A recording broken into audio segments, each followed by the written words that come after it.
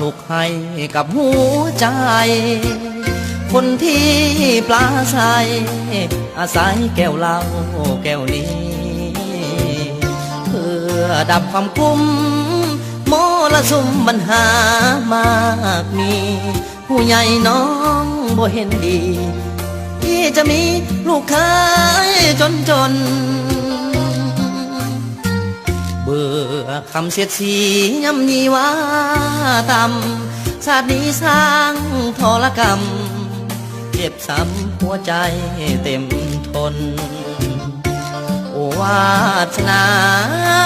ของข้าสร้างเกิดมาจนคนหาพักดีมาดน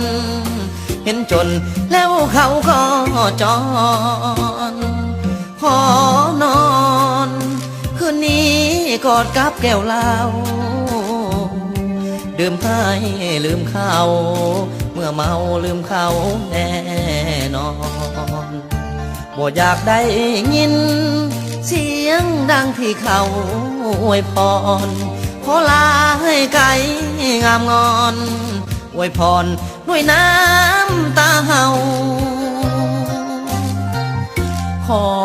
จงมีสุขสมในฤดีบุญอายบ่มี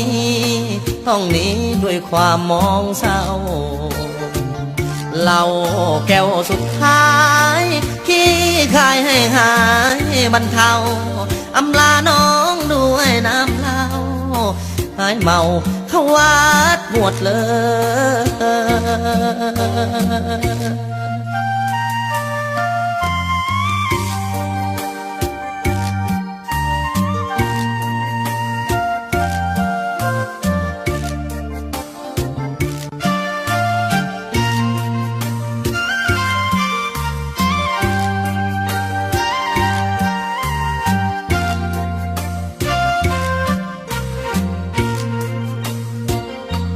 ขอ